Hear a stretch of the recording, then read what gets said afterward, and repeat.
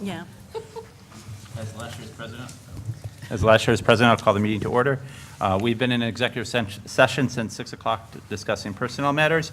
I'd like a motion to amend the agenda to move item number 7 forward first so that we can appoint the district clerk and then do the swearing in. So moved. Second. That's a first and a second. All in favor? Aye. Any opposed, abstention? That item carries.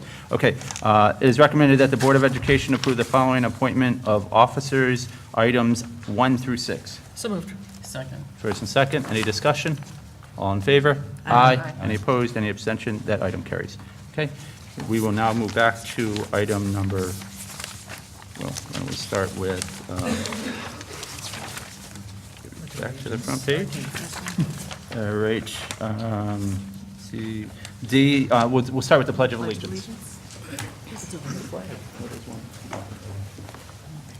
I pledge allegiance to the flag of the United States of America and to the republic for which it stands, one nation, under God, indivisible, with liberty and justice for all.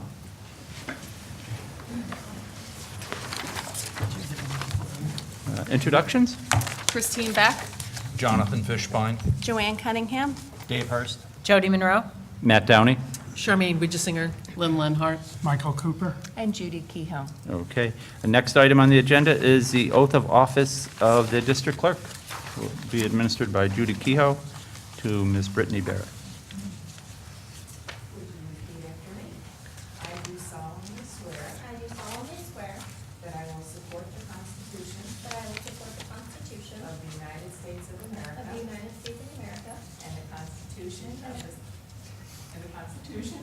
the Constitution of the State of New York, and that I will faithfully discharge according to the best of my ability the duties the duties of the office of district clerk. of the office of district clerk. Congratulations.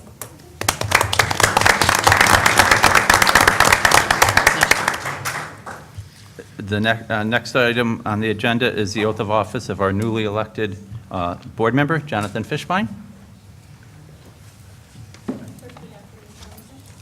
I do solemnly swear that I will support the Constitution of the United States of America and the Constitution of the State of New York, and that I will faithfully discharge according to the best of my ability the duties of the office of a member of the Board of Education.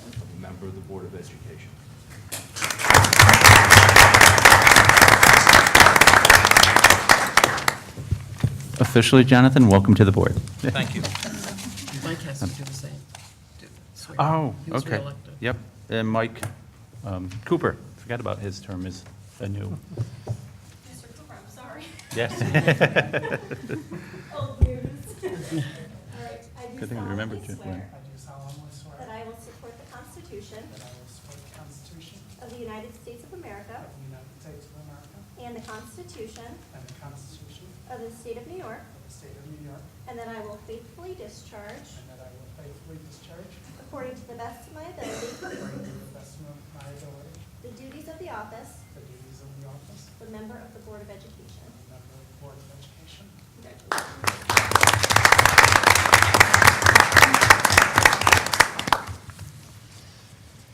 And next is the oath of office of the superintendent.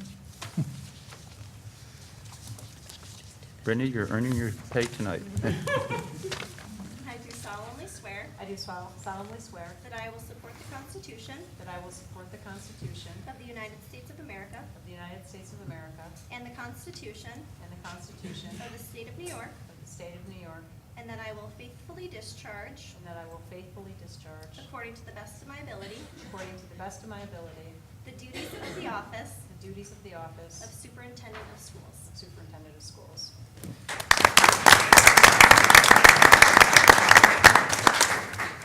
And Brittany, you probably should handle number 5. Okay. Next on the agenda will be the election of officers. Do we have any motions or votes to open up the voting process for the board president seat? I nominate Matt Downey as president. Did you say you needed a motion? No, nomination. Oh, I thought you said- Nomination. I second it. 2 for Mr. Downey. Any more names? Just for president? Yes, right now, just your Okay. president.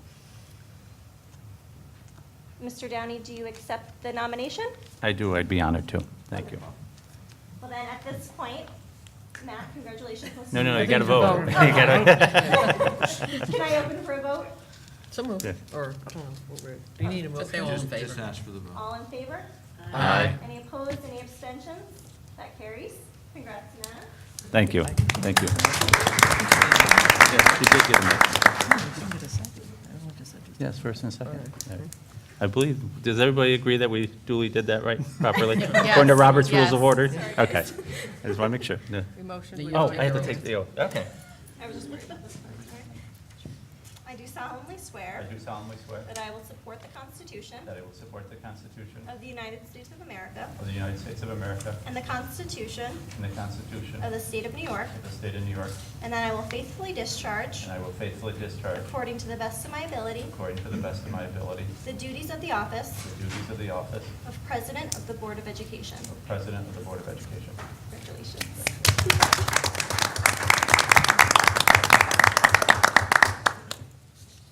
Thank you, fellow board members. I appreciate that. Looking forward to another very productive and successful year working with the entire board and community and the administration. And next, we would open up for nominations for vice president. I know- oh. Okay, okay. I nominate Joanne Cunningham for vice president. I think she's been a thoughtful board member over the last couple of years. She's brought a lot of good conversation to the table this year and last year, and I think her experiences, both in her work life and her county legislator position, will only add value to the board, and I'd like to see some new initiatives. So I nominate Joanne. And do we have a second for Joanne? Second. That's a second. Do we have any other nominations? Yeah, I'd like to nominate Lynn Lunhart. I believe I've served with Lynn for 7 years, I think, or I forget. And she's been a board member for 28 years. I've worked with Mr. Downey for the last 2. I think they would, not that, I think Ms. Cunningham would bring a lot of new ideas. I've worked with Ms. Monroe and Mr. Downey for the last year, I suppose, and with Mr. Downey for 2 years. I think they make a well-balanced team. I would second the nomination for Lynn. I think both candidates would be very good vice presidents. Lynn had asked me to nominate her, second her nomination. I'm doing that. I would reiterate what Charmaine has says. Lynn has a vast experience, not just on our school board, but on regional school boards and statewide association, and has been a true advocate for children throughout New York State. So what do you do? Okay. Yeah, I guess, I think where's you the asked rule, for a vote Robert's for- rules? I think Yeah. last time we said like, how did you do it? Like say all in favor of Joanne and then? Yeah, okay. All in favor of Joanne? 2, okay. All in favor of Lynn? 4. Lynn wins? Okay. Congratulations, Lynn. Congratulations. And thank you for Yes, Joanne for. yes, thank you for- You gotta switch. And you're. Now we got to Wait, swear sorry. her in. You got- Oh, I Right. gotta swear. You would swear. Yeah, I'll swear in. The ideas are always welcome, Joanne.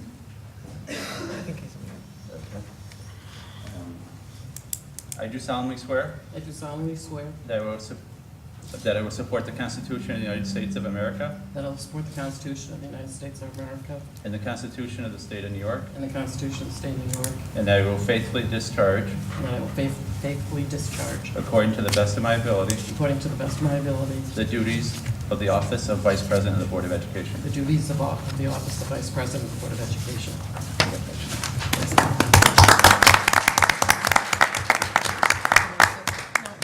Right, I'll see you for the rest of the. Okay. Now we can, okay, the next agenda item is item 6, selection of board members of the board to serve on various committees throughout the district.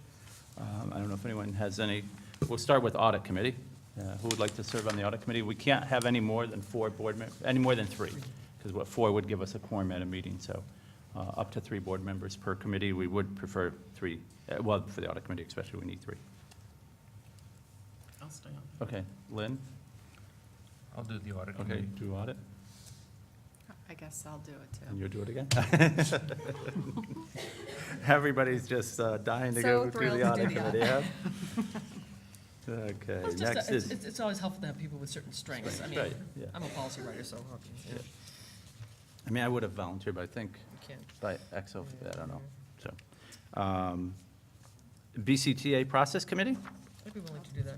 okay, Mike and Charmaine and Christine, okay. Facilities and Grounds Committee, and I think this is No, gonna. CCUA. Oh, how did I miss that? Sorry about that. It's on the bottom. At the very bottom, yep.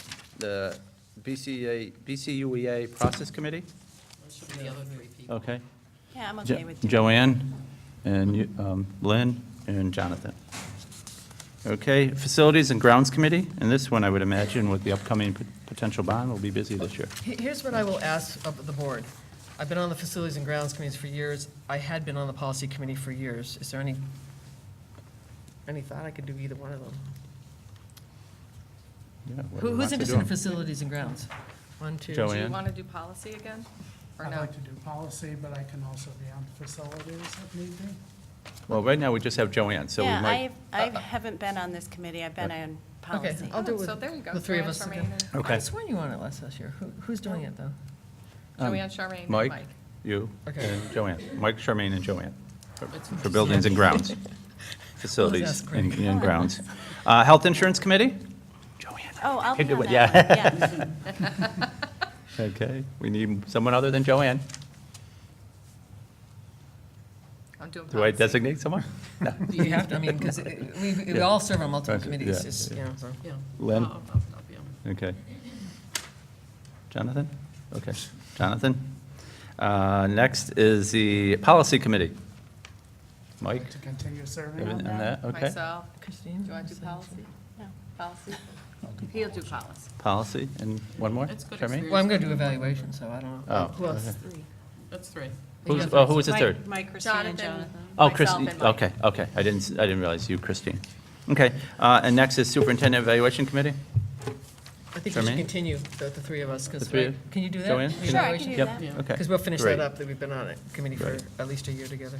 That'd be good, great. Can I just add a Um, comment? Yes. you I can. think sometimes the perception in the community is that we show up for twice a month for board meetings, and so when people are considering being, I see some friends saying no, but all of us serve on multiple committees, and therefore, every year we have to, so as people consider running for the board, they have to realize that there are multiple meetings throughout the month. Okay, we already did item number 7. Item number 8, other appointments. It is recommended that the Board of Education approve the following other appointment action items 1 through 10. So moved. Second. That's the first and second? Can I Okay. just make one change? Yep. In number 5, the dates say for the 2015-16 school year, and I assume that really should read this. It's too. 16, Oh, right. 17. Good catch. And a lot of these appointments, for the public's knowledge, those watching on TV, are annual appointments that the board has to make at what we now are in the midst of our organizational meeting for the new year. Okay. Any other comments? Okay. All in favor? Aye. Aye. Any opposed? Any abstentions? That item carries. Item number 9, designations. It is recommended that the Board of Education approve the following designation action items 1 through 3. So moved. Second. First and second, any discussion? All in favor? Aye. Any opposed? Any abstention? Item 9 carries. Item number 10, authorizations. It is recommended that the Board of Education approve the following authorization action items 1 through 6. So moved. Second. First and second, any discussion? All in favor? Oh, yes, I yep. have a discussion on 9. Oh. I just wanted to ask on the official newspaper, since we had some misinformation, could you explain to me more of what that is, an official newspaper? I believe is where we would publicly put notices when we, for instance, I know that. Okay, it has we've got nothing to some- do with like, okay. Yeah. and Thank you. Any public notice about our budget vote or Gotcha. bond vote. Thank you. Bids, we put notice of bids out there for like the food service. I think the stories themselves just get picked up by the papers, right? I mean, Yeah, I didn't know if it's explained, thank you. Okay, so back to number 10, all in favor? Aye. Any opposed? Any abstentions? That item carries.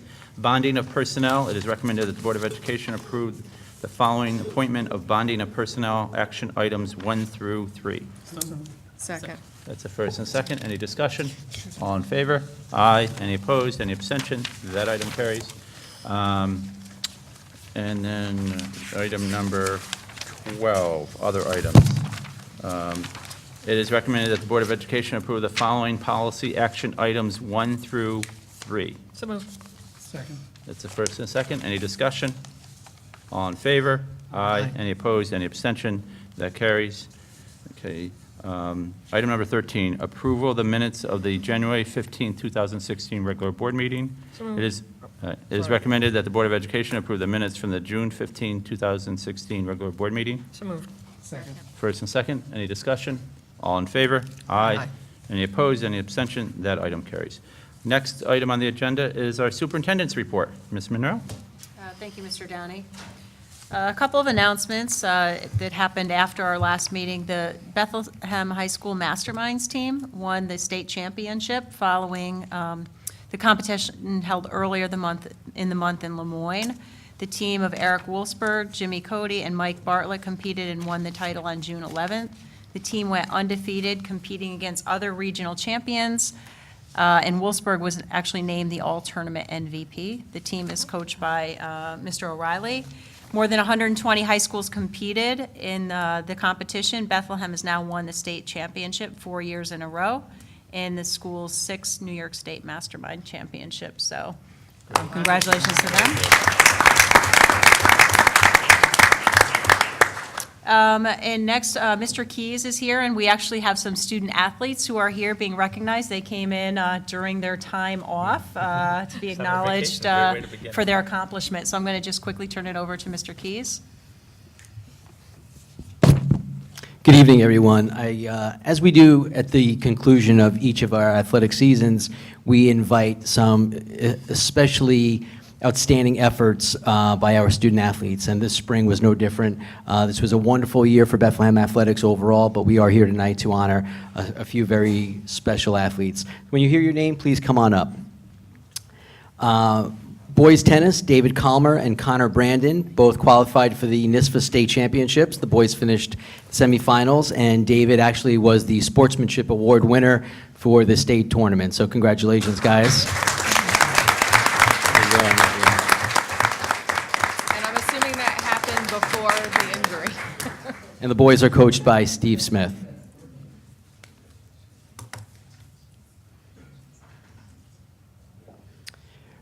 Girls track and field, I'd like to call up and acknowledge Julia Nugent.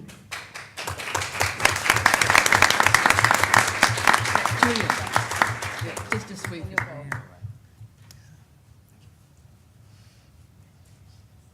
Julia was the section champion this year in the 400-meter hurdles and was also a New York State NISFA state qualifier, and she's coached by Tom Howley.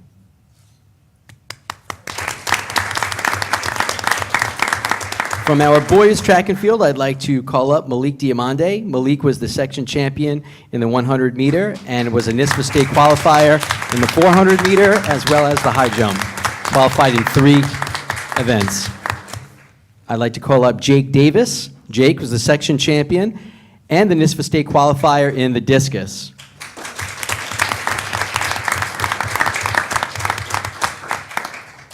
And finally, our last honoree would be Dawson Homer. I'm not sure if Dawson's here this evening, but Dawson was a NISFA state qualifier in the 3,000-meter steeple. And all of these boys were coached by Coach Sean Schreiner. So congratulations, everyone. Thank you.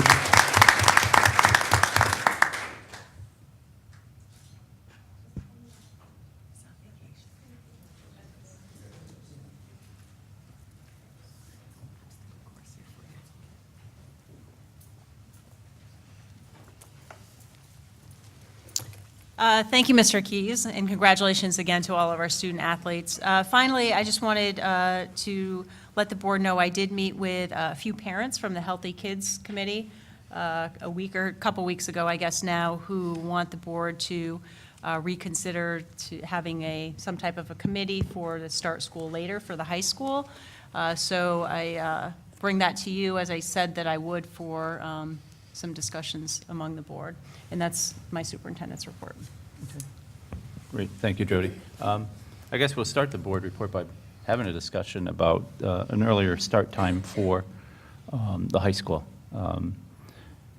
I think we need to keep in mind that if we were going to do a later start time, the issue is the early start time, but a later start time for the high school, we as a district operate a 3-tiered busing system. So unless we were to purchase almost twice as many buses and hire twice as many drivers, you would need to flip the staffing around, or the school start time. So high school, in order to go later, you would have to move elementary or middle school earlier, is my understanding of, unless you want to really start the other ones that much later, but I don't think anyone wants to go later than 9:15 for an elementary start time. So it's a complicated decision to make. It does impact not just the high school, but it would impact the other grade levels. It impacts also, we don't operate in a silo as a district. There are other factors to consider in terms of internships that the high school students do and when they'd be able to start those internships versus starting later. We have students who attend BOCES programs and other programs out of the district that are at a set time. So if we were to change our time, it then impacts the ability of students to participate in CTE programs that are operated by the Capital Region BOCES, or possibly any, I don't know if we have any students that go to Questar 3. Some BOCES. special ed. Right, but, so it's not a, let's just change it. It would need some serious evaluation and complete implications, and that would potentially, some of the benefits would be very positive, some of them would be negative, so. It almost seems like it would have to be a regional approach. Yeah. You know, if the entire region, and it's not just us or the suburban council, but the whole, like, capital district area, would have to consider something like that, because otherwise students, if they're, we just honored some of our sports athletes, they'd have to maybe miss their last period class for attendance at sporting events, if they were going to school later. And knowing how human nature is, I wonder if students started later at the high school, whether they would turn around and just stay up later and still get less sleep, if we had a later starting time. I think, first of all, I have a question for Ms. Monroe. Have the superintendents talked about this at all as a group, talking about regional approach? And what was Somewhat. Saratoga spent a good amount of time researching it, and ultimately decided against it. Some other schools have shifted their start times slightly, but, I meet with the suburban council superintendents, and then BOCES has a larger group. There's no real concerted effort there's no real effort on a larger group to want to change these things, but that has been discussed. There's been some schools who've reviewed some of the research and looked at how it would impact them, but no real movement at large, widespread anyhow. And then I have two comments. One of is, I think the administration did a whole kind of initial consideration of this issue last fall and made a presentation. Was it last fall or was it fall before? There was a presentation on transportation and how, Transportation. if going from 3-tier to what Matt was talking about, the 2-tier Okay. So that option was- and the costs involved in Okay. that, if you weren't to just flip start times. Okay. Right. So that was the only part of that question that you Right. researched, okay. Right. And then for me, I always back out to what's the definition of the problem. So if high schoolers are not getting enough sleep, that's the problem, not necessarily the start time. Start time is a possible solution to a problem. So I think about, okay, so what part of the control of a solution does a school board have, of a school district have? And all it is the timing of the classes. Beyond that, there could be lots of other solutions to high school students don't get enough sleep. So I just want to frame that. It's not just a matter of start times, for me, are not the problem, or the question. The question is, how do high school students get the sleep that they need? The solutions could be many, only one of which, or perhaps, or two, the school district has control over. Christine? Go ahead. No, go ahead. Oh, Mike. In theory, I think it sounds like a great idea, but the reality is the ripple effect across not only the school, but the other programs we're involved in, after-school sports, kids having jobs after school. There's all sorts of repercussions. And as other people have said, we don't operate in a vacuum. So the only thing I would suggest is maybe at the next capital area school superintendent's meeting, there could be some discussion about whether there's interest in forming a regional committee to look at this idea, because I just don't see how we could make that decision without having it involving other districts. I could put that on the agenda. We don't meet again until the fall, but certainly I could add that. And I would agree with Mike on that. I'm personally an advocate of the later start time. I think there's enough research out there now that supports starting later. And for a multitude of reasons, I think the later start time is good. It may not be 9 o'clock. In my book, maybe it's 8:30, 8 o'clock. But I agree with you wholeheartedly that unless there's a consortium of the schools getting together to talk about the pros and cons and all of the districts that we deal with in regards to our CTE programs and the sports, we would definitely have to be on the same page, and we would all have to agree to do it, because it just wouldn't work. It wouldn't be fair to the students, and I think it would be more of a loss than a gain, even though, I advocate for the later start time.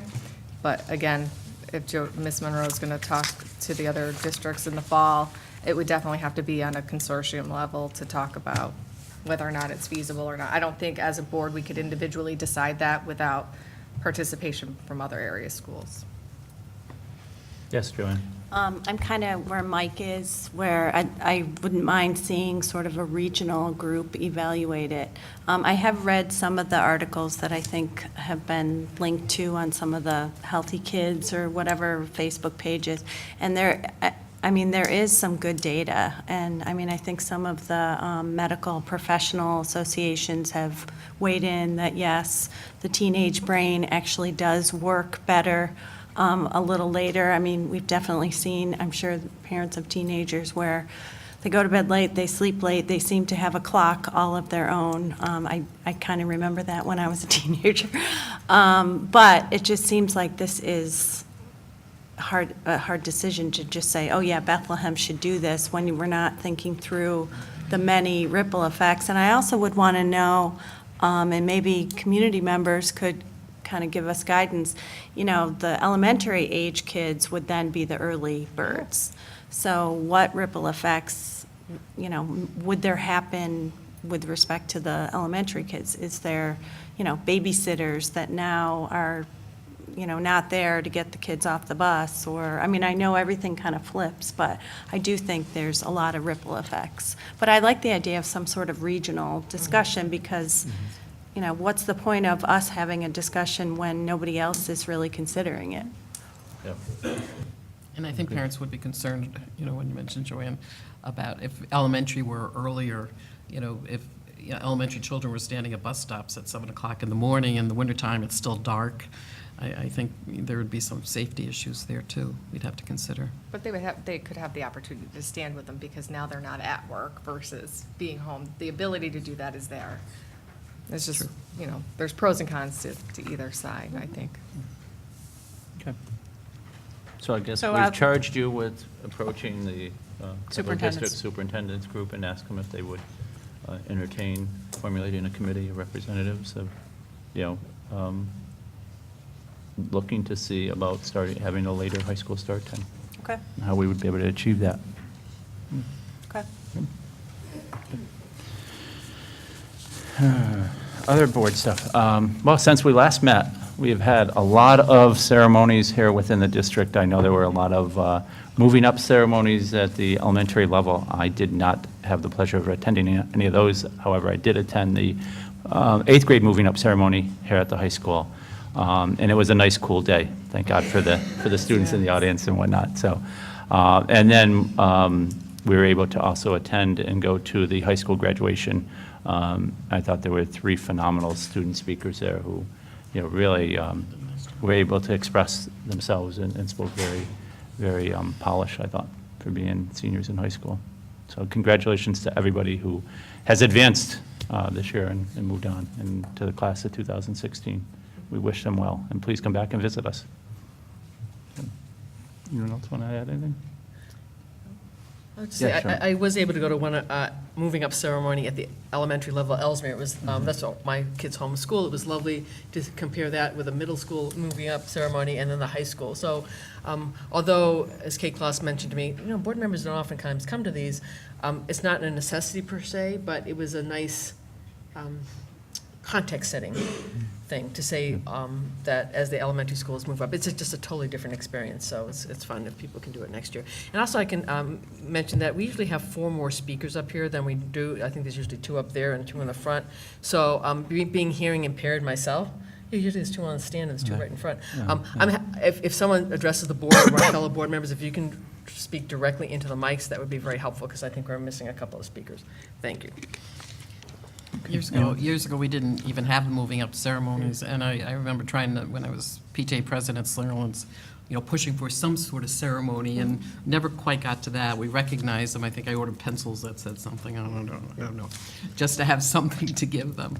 But I think it's great what has happened, and plus the ceremonies, I went to Eagle for the, where the high school students that had attended both Clarksville and Eagle were recognized. The seniors. The seniors, yeah, the senior day, or however you want to call it, and the students were so impressed, the little kids, they saw the picture of the student in 5th grade, and then, the graduation picture, and they thought it was funny what movies were out at the time that they were in 5th grade.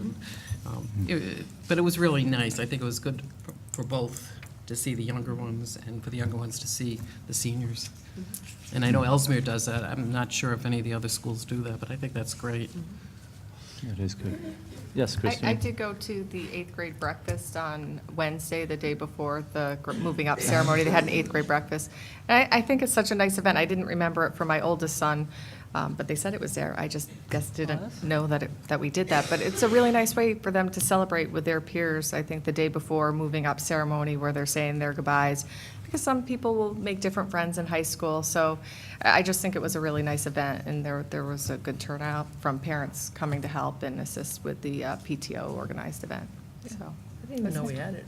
yeah, it was really nice. It was well organized. They had bagels and juice and fruit, and they did a nice job. I think Dave Cooper was one of the organizers, and a couple other parents, but they did a very nice job. Yeah, good. Anyone else? I Yes, Sharon. forgot, I was going to say, also, I want to congratulate Mrs. Lenhart and appreciate Mrs. Cunningham. I chose not to run again for vice president. As many of you know, I do social justice work, and the calling is just too great for me to be doing more work outside of this area than it is to do as much focus work as I would as an officer. So my publication and consulting schedule is very demanding this fall, and so I appreciate the 2 years I served and the confidence of the board as I served there, and very much appreciated working with Mr. Downey, and this year with our superintendent. Just, I thought we had made a great team. I really appreciated the experience, so thank you. Well, Charmaine, I thought you did a great job as vice president. I Thank you. appreciate your service, and I'm sure the entire board does. Did a great job, so thank you for your work. And good luck with your expanding Being out there. outside, Well, it's getting always back been into there. It's the, just- getting it back just- into the Yeah, field. just getting some back more. out a bit That's more. great. Thank you. Any other board members? Okay, next is our presentation. We have a potential facilities improvement project overview of capital needs. And the presentation is going to be by Greg? Yes. Okay, that's not what my agenda says, but. Good evening, Board. I'm Greg Nolte. I'm the Director of Operations for the district. And we're talking about a potential bond project. Objectives for tonight's brief discussion. Thank you. I know. We're going to provide some information that you requested at the last board meeting. We have gotten some feedback and some questions from the community, so we're going to look at that. We've kind of already completed the larger overall look at the project, and tonight we're going to possibly look at the 112 different projects in detail, and at that point, we'll start maybe forming and have conversations about scope and quantity of the bond. And at the end, we'll have even more opportunity for public comment as we move through the slides. The process to date, where we've been, in December 2015, the district and our architects and our engineers completed a building condition survey and a 5-year facilities plan. That has been posted and is on the website. May 18th was kind of like the kickoff of this initiative. We presented some of the larger items and basically an overview of the overall project and the process that we are going to go through. On June 1, we looked at more of the proposed project and highlighted some of the larger components, such as the high school auditorium, paving, and some asbestos abatement. And those are large quantities within this approximately $30 million initiative here. June 15th, we had even, or we presented more on the options with the high school auditorium. And from that, from some of your feedback, we modified that scope for the high school auditorium. We looked at the conceptual designs for the LMC here, and we had a conversation about the public restroom. So that all modified the scope, or the proposed scope. Charmaine, you wanted to see a breakdown of the projects by building. And as you would expect, pretty much the larger buildings have somewhat of the larger piece of the pie here: high school, middle school, and Ellesmere, which has various work at it, everything from roofing to masonry to asbestos abatement. And right now, we're looking at about a $32 million bond, and that's what this kind of represents.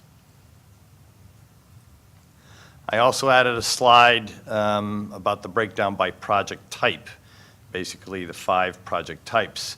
And what's nice about this slide is that 42% of this proposal is building renovations, okay? And this is both cosmetic renovations as well as educational renovations, or work that we're doing to improve or to enhance our educational program here. So it's been a long way and a long time coming that we're not having a bond that's filled with mechanical improvements and roofing. So, 42% of this is building renovations. So,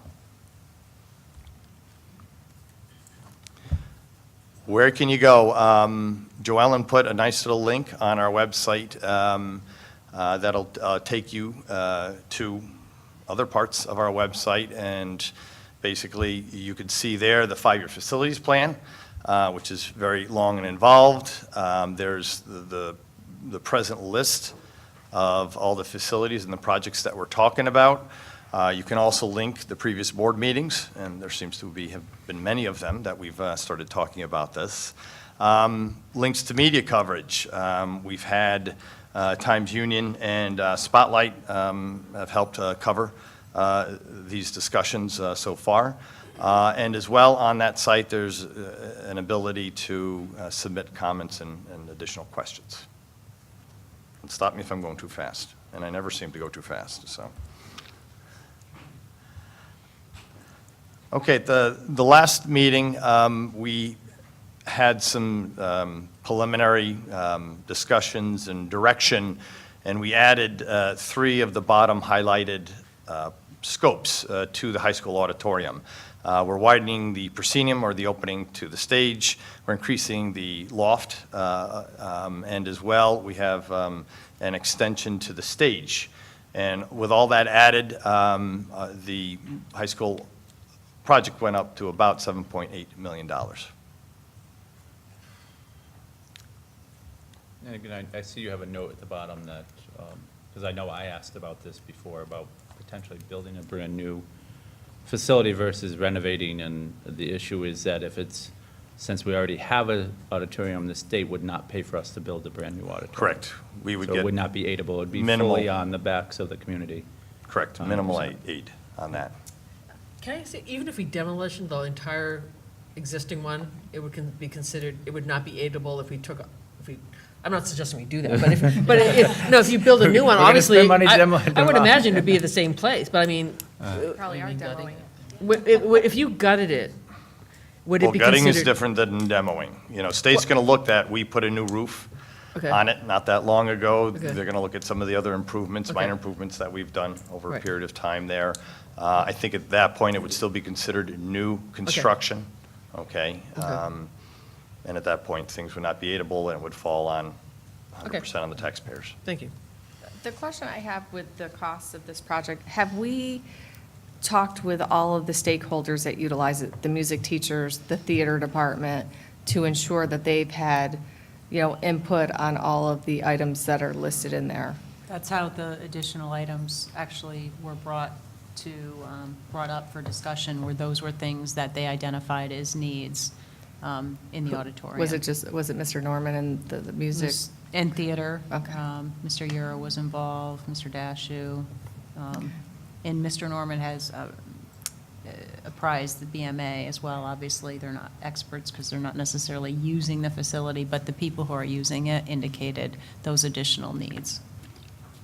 I would also imagine the community forums as we go out, depending what we go out with, parents of kids who are in the acting programs or the music programs or whatever else gets used for will bring additional comments and suggestions. And at that point, we can still amend the bond, right? Because we Correct. haven't voted on it yet, so. Correct.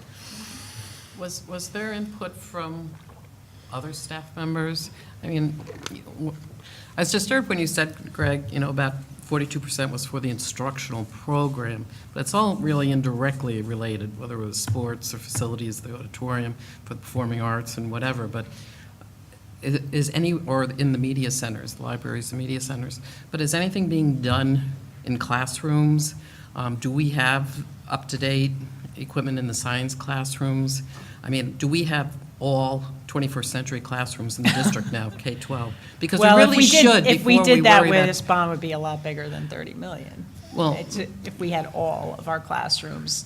I mean, with the you know. SMART Act, obviously, some Sure. of the technology improvements will be from, as a result of that, but that's still, I mean, to me, that seems like that should be a major goal that we should be doing. So that's why I was wondering whether the faculty at all levels had input on Well, what we should be, Right. what they So- feel we should be looking at. So this is based on the 5 years facility plans and identifying the greatest needs. So there's other things in that 5-year plan that are not included in this initial list. Some of those are additional classroom renovations. Obviously, the library, making that more modern would be a huge advantage to students and to faculty.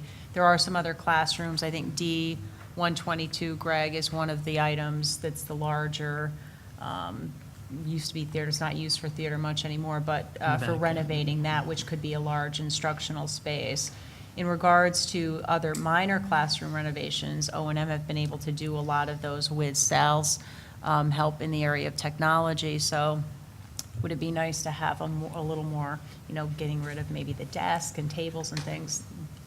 That would be nice, but I don't know that, that just overhauling all the classrooms would be financially practical, but certainly that's a goal that we like to achieve. In the $93 million bond in 2003, we did a massive overhaul of all of the science rooms, if you recall that.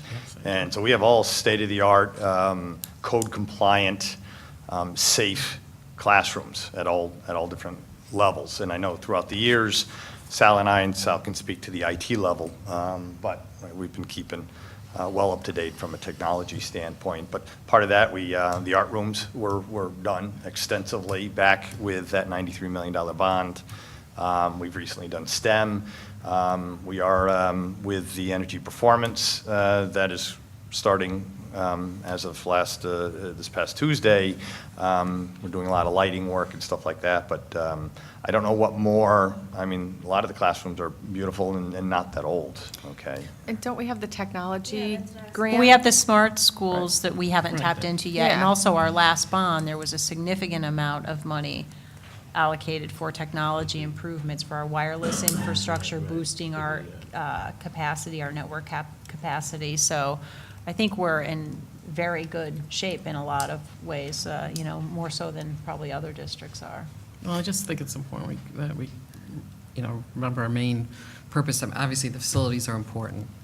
Right. We can't function without them, but, I mean, this is a sizable bond issue, which seems to be, all facilities and not really on what you could say directly affecting instruction. You addressed this, Judy, right, at the beginning? You put the amount of money that we had from the SMART grant Yeah, up it there. I was think it was on the board. and change, Yeah, so we still have a ton of money, I think, to work with. And and they did say that's why it wasn't included in this bond.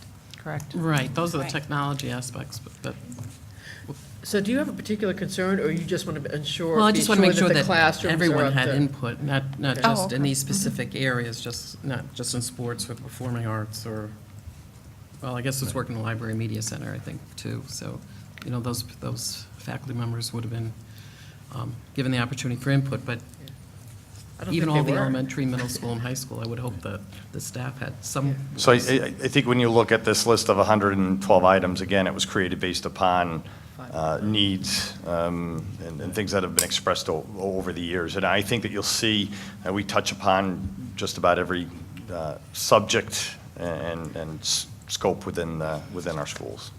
And I'm assuming that since each school is represented there, that information came from either the building principals or feedback from their staff that said this. And for the Buildings and Grounds Committee, do we have representatives from each of the buildings on there? Or is it more one from The committee's administration? board and us and Greg. Oh, The okay. Buildings and Grounds Committee is just 3 board members, Greg and Jody. Okay. And Judy, I think. Yeah, and when the architects and the engineers were in the buildings, they met with principals, custodial staff, and many times I said, hey, now's the time, if principals, if there's anything that you think that you need here, let us know. And, so they responded, and much of that was put in that overall 5-year plan. And again, this is just a small part of that $88 million worth of need that was identified, or want. Well, maybe, Jody, could you perhaps make sure all the union heads know that, obviously, on the board meetings, we're discussing a bond, but just in case, that Sure. whether they want to send reps, or if there's somehow communication, just letting them know that there is a bond under discussion, so. Sure. They should know, but. Okay. We wanted to have a further conversation on cameras in elementary schools. The proposal actually has cameras going in each of the elementary schools, as well as expanding existing systems that are at the high school, middle school, transportation, O&M, and we have cameras on school buses. Okay. At the elementary schools, you would have both interior and exterior cameras at various locations, and we would, of course, work with the principals on those locations.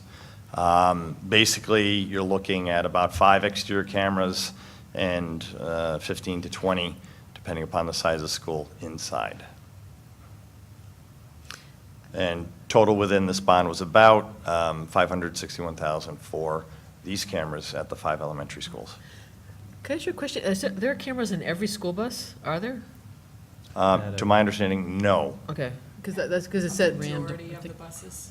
The majority, because it's currently used in the high school, but not all buses have them. Correct. More and more as we purchase new ones. have the cameras. Okay. I'm just curious what the board's thoughts are on the cameras and the necessity, and I know Diane's not here anymore, but she had brought up the need to not have cameras in all the elementary buildings previously, so I was just curious what everybody's thoughts were in regards to, I can see, reasons for and against, and I'm just curious what other board members feel on. I'm okay with the I like the cameras. I think they, they're used for, vandalism prevention and illegal activity, but also, it sounded like in our discussions, they're kind of the state-of-the-art thing that schools are utilizing for, identification, if there's any kind of incident for law enforcement. I don't love that we need them, but it sounds like. You'd see someone approaching the building or something, Yeah. you could give a heads up. So, and that's, Security. it's unfortunate we have to live in a Yeah. society like that, but that's the reality of it.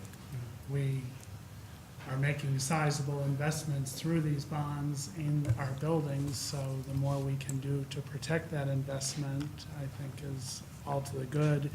And unfortunately, I think we live in an age where the more we can secure the buildings and safeguard them, it's well worth it. Thank you. I think it's a major safety issue. Yeah, too. I agree. I think the issues could be different from the middle school to the high school to elementary, obviously, when you talk about student discipline and vandalism. but, Right, it's different. But I think for, having been on the facilities committee and talked about, and been to some of the presentations at the school board conference on just security and what it means to try to secure a school, I think I would support them just on that alone. Thanks. They don't guarantee anything, but it's just another piece of the Tool. security system. Yeah, Yeah. thanks. Anything else? Okay. No? After the last meeting, we had a number of comments regarding the field conditions at the middle school. Presently, in the project, we have about $260,000 slated for work at the field, what I'll call the track field, or the multi-purpose field that is within the track. It's heavily used by phys ed classes, athletics, outside groups, and of course, it's the very first field you come out when you come from the cafeteria for recess. So you have people on it all the time, and it gets used and quite abused. So within the proposal, we would, everything from aerating to top dressing to seating, and what's going to be very beneficial is installing some type of irrigation system on there. What do you mean by top dressing? We'll probably amend the soil. It's very sandy right now. We have a tremendous amount of weeds, so we'll have to treat that, and basically create a surface that we can establish some good turf, basically. And are we still thinking about using that track for the modified track at the middle school? That's Is coming that- up. Okay. So that's the next slide. Ah, see you. Okay, so a lot of questions have come up regarding the adequacy now that we have a new modified team, and I'm going to ask Len to come up and speak to this. Good evening, everybody, again. Over the last couple of weeks, I have reached out to the other suburban council, schools that are also adding or currently have the modified spring track and fields. We, along with Sand Creek Middle School, are the only two middle schools in the entire suburban council that have any track at all. Theirs is also a cinder track, just like ours. Actually, ours is in considerably better shape than their track is right now. So our school does have the advantage of having a track facility at least at the middle school. The majority of the schools that are adding it, which is most of them, will still be practicing most days at their middle school. They'll just simply be doing running and working on sprint work, bringing hurdles over to the middle schools and things of that nature. Every single suburban council school will be holding their competitions, their track meets at the high school facility. What our plan, and I've already met with Tom Howley, our girls varsity coach. I'll be meeting with Darnell Douglas in the next couple of weeks on the boys' behalf.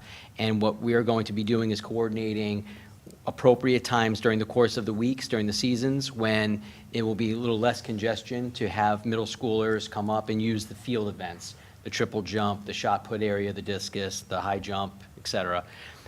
And then, of course, like I had mentioned, based on the scheduling of the suburban council, it's all self-scheduled. We will have those modified track and field events scheduled around the JV varsity, freshman piece.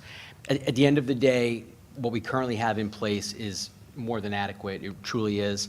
Remember, this is a foundation program. It's a program to expose middle schoolers to track and field and to some of the events.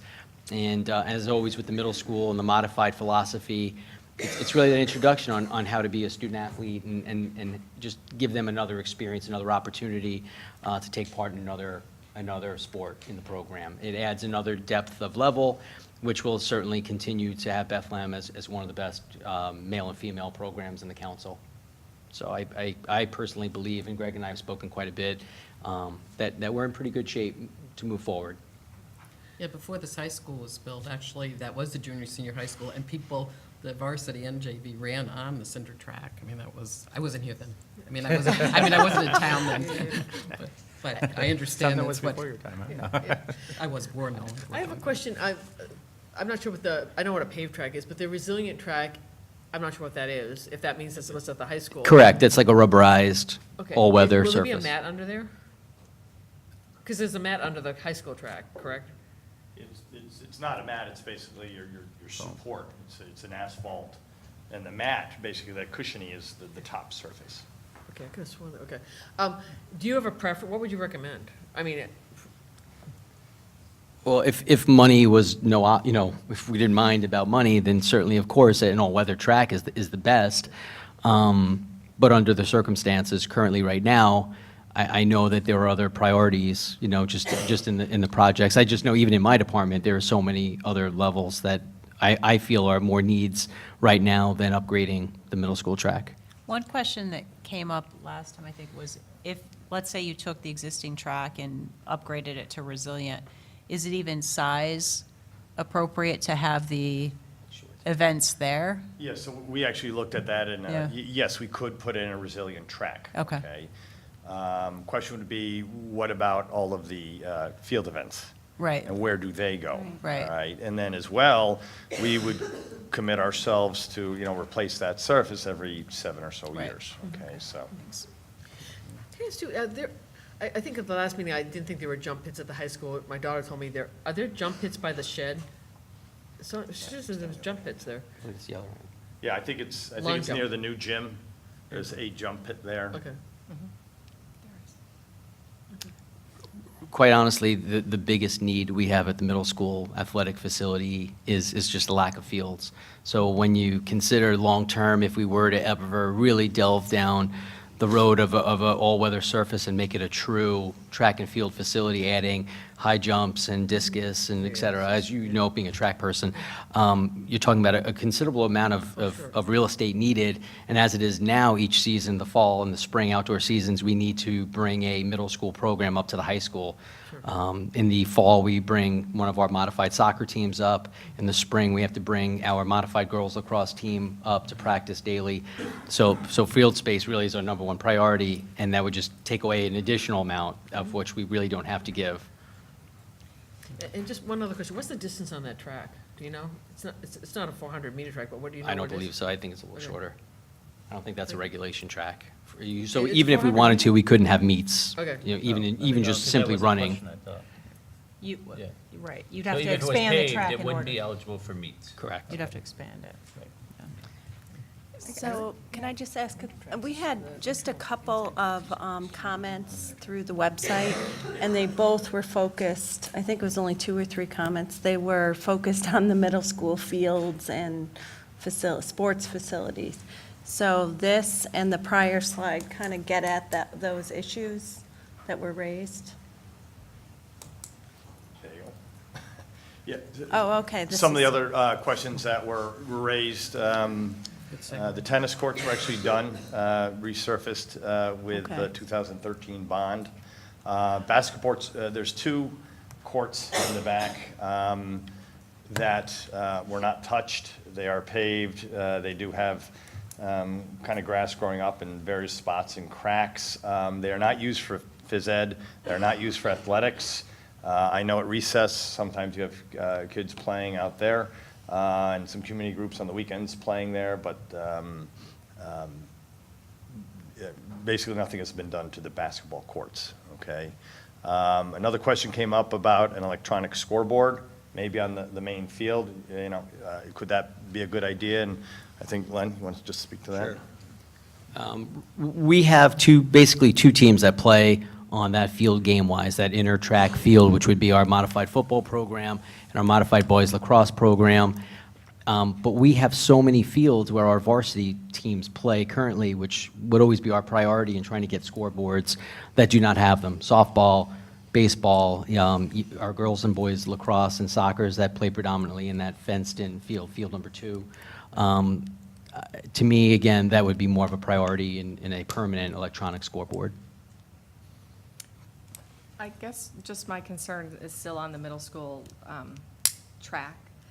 I understand that it's not big enough to play on, and we can hold the meets at the middle school, but if we're putting the investment into the modified track team, and they're going to be running on it in the fall and the spring, would it make sense to invest in at least a paved track? Because I go out there walking, and I don't know if I would want to have my student run on that on a regular basis. I mean, that's just my personal feeling. It would only be the spring, it wouldn't be in the fall. Fall's cross-country, and our modified cross-country program will be running and practicing at the town park, Okay. like our high school is.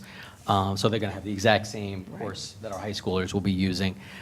You know, I understand what you're saying. I mean, It it just- can be unforgiving. But again, we're going to try as best we can. And again, we have to see with weather and all those factors that we really can't predict ahead of time, how many times the middle school teams will be able to practice at the high school. But, you know, and there are some schools that are strictly saying that for track and field in the springtime, there is no track, and because they have hundreds of student athletes at the high school level, like we do, there is no real room like that on a day-to-day basis. So they'll be just running on grass. You know, they will do their best to make it as much of a useful practice. I feel that at least we have an area, you know, that is a track, where we can put hurdles on it, and we can, you know, meter it out and actually have some meaningful practices there, you know, when they are at the middle school. So I do understand what you're saying, you're right. I I'm mean, just worried about ideally- injuries is where I'm going with this, is that. And blacktop and just a paved surface won't minimize that. It won't. You would need the rubberized piece. Okay, thank you. We do annual maintenance where we get more cinders and we grade it out, because every once in a while, you'll have a washout or something Yeah. like that, so. I think it would definitely have to be kept in better Yeah. condition going forward. There was some questions about the portable bleachers. If you notice, the really old ones have been removed, and we actually purchased through operating, and the last bond, a number of new bleachers. But these actually have to be assembled by O&M staff, and it takes about a week for 2 guys. So we'll have them there in the fall time. Other improvements that have been identified there were on the 5-year facilities plan, but not included in this project. It involved reorienting the softball field and the baseball fields and skinning it.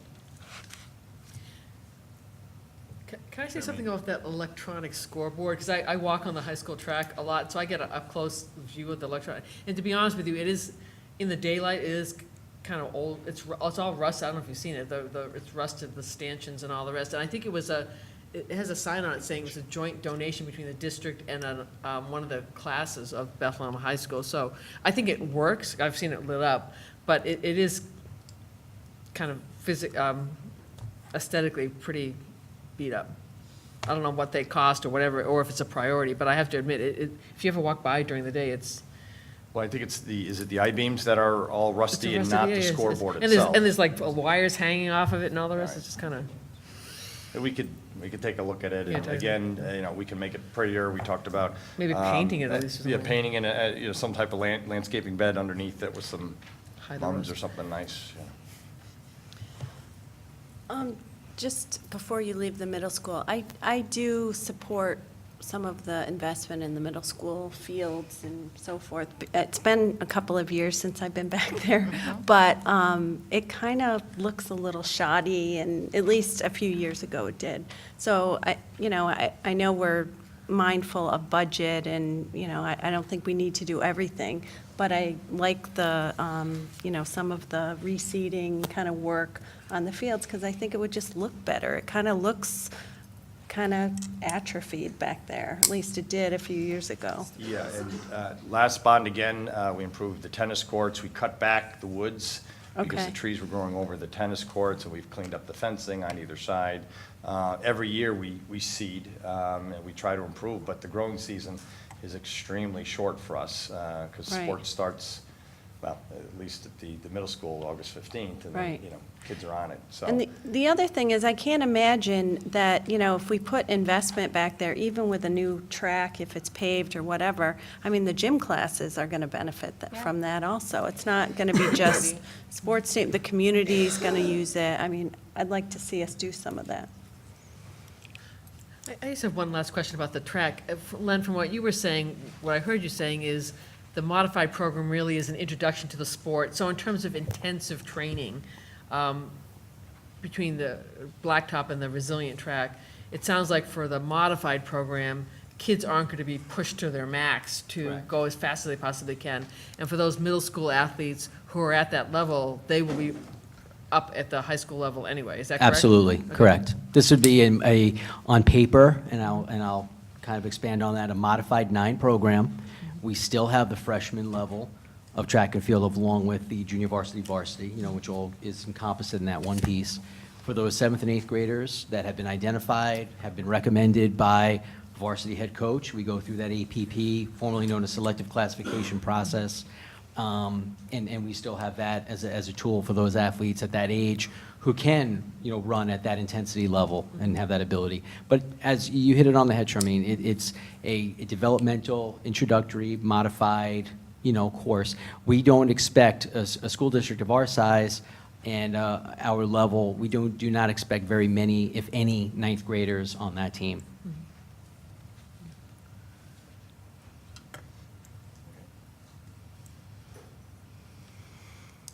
We had a community question about installing electronic message boards at the front of the schools.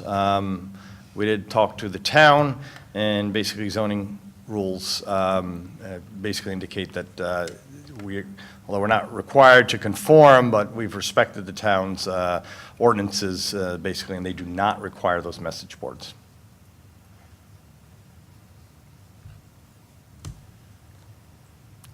Okay, so I think at this point, we have this bond builder, which shows a prioritized list, which is really small. Can we switch one screens? Switch that over to the other screen, or no? Not easily. Oh, okay, all right. They just have to shift. No, Mike is over there. Behind you, Oh, that's why I'm saying switch it. Yeah. And- yeah. Shadows of the middle school days. So this list, the format is each of the prioritized projects with modifications that the board has said that they were in favor of at our earlier meetings. Row or column H is the individual cost of that line item, and then the cumulative total is in the last column. You do have a Zoom thing over here.